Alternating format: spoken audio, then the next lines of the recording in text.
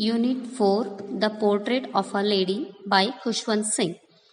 My grandmother, like everybody's grandmother, was an old woman. She had been old and wrinkled for the 20 years that I had known her.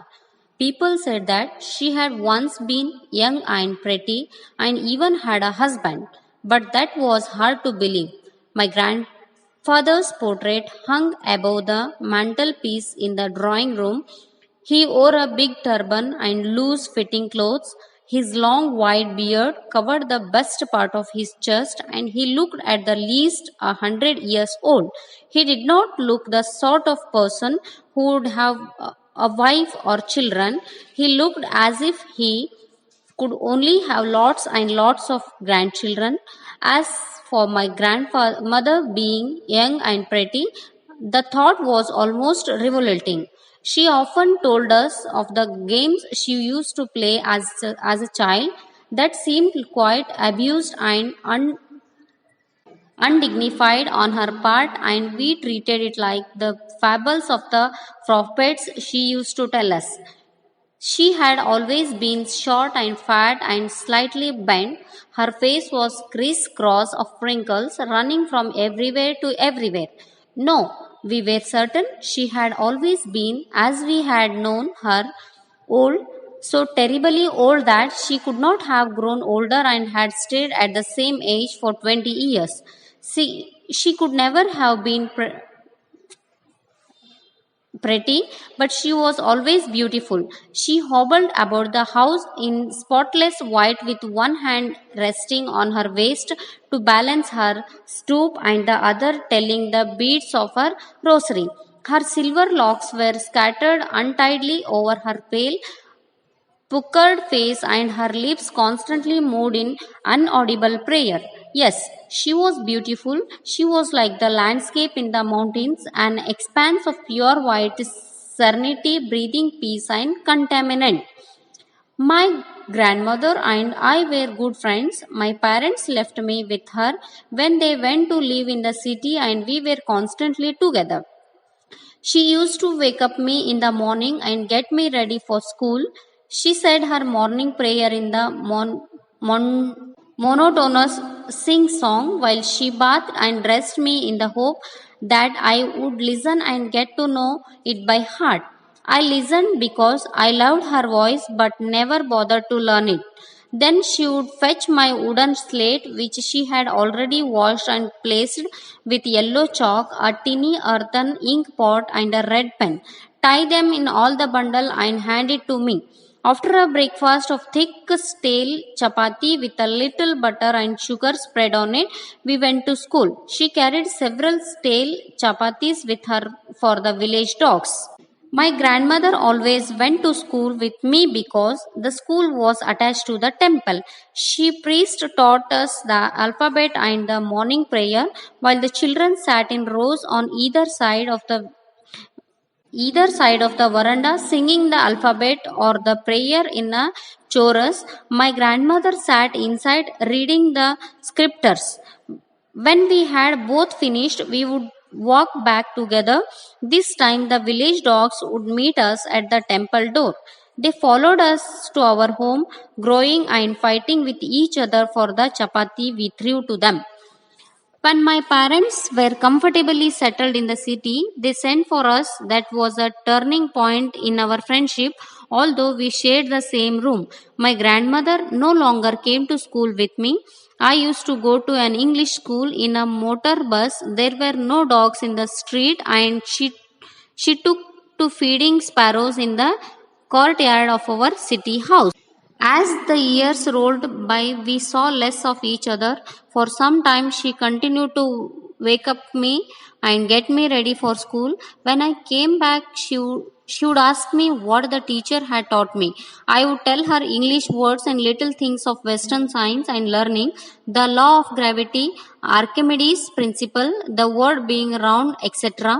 This made her unhappy. She could not help me with my lessons. She did not believe in the things they taught at an English school, and she was distressed that there was no teaching about God and the scriptures.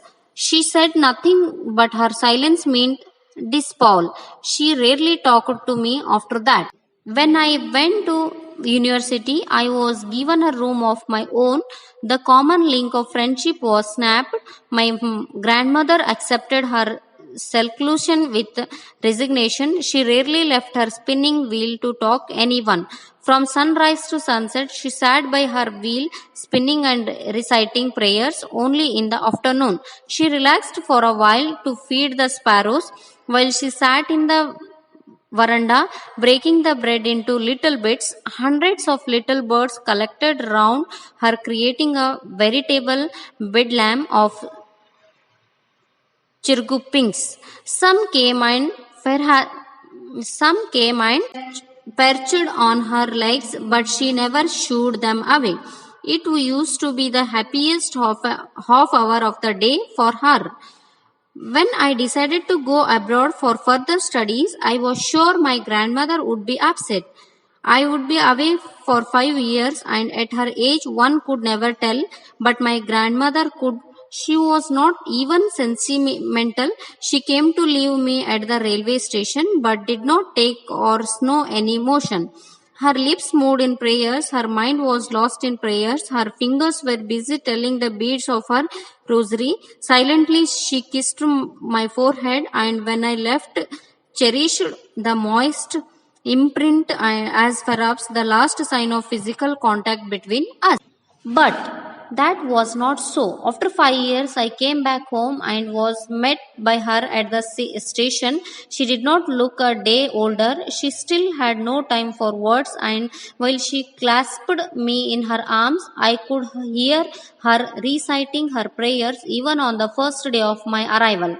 Her happiest moments were with her sparrows, whom she fed longer and with frivolous rebukes.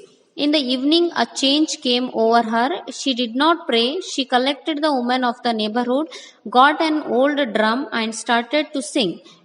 For several hours, she trampled the sagging skin of the dilapidated drum and sang of the homecoming of the warrior. We had to persuade her to stop to avoid overstraining. That was the first time since I had known her that she did not pray. The next morning she was taken ill. It was a mild fever, and the doctor told us that it would go, but my grandmother thought differently. She told us that her end was near. She said that since only a few hours before the close of the last chapter of her life, she had omitted to pray. She was not going to waste any more time talking to us. We protested, but she ignored our protest. She lay peacefully in bed, praying and telling her beads even before we could suspect. Her lips stopped moving, and the rosary fell from her lifeless fingers. A peaceful pallor spread on her face, and we knew that she was dead. The sun was setting, and had it little her room and veranda with a blaze of golden light. We stopped halfway in the courtyard, all over the veranda, and in her room, right up to where she lay dead and stiff wrapped in the red shawl. Thousands of sparrows sat scattered on her floor. There was no chirping. We felt sorry the birds, and my mother fetched some bread for them. She broke it into little crumbs the way my grandmother used to, and threw it at them. The sparrow took no notice of the bread. When we carried my grandmother's crops off, they flew away quietly. Next morning, the sweeper swept the bread crumbs into the dustbin. About the author, Kushwant Singh is an Indian writer in English. He was born on 2nd February 1914. He is a prominent Indian novelist and journalist. Singh's weekly column with malice towards one and all, carried by several Indian newspapers, is among the most widely read columns in the country. Singh is best known for his penchant for secularism, his humor, and abiding love of poetry. He is the recipient of the Padma Bhushana in 1974 and Padma Vibhushana in 2007. He was one of the editors of the famed Illustrated Weekly of India. His works include A History of Sikhs, Train to Pakistan, Delhi, etc.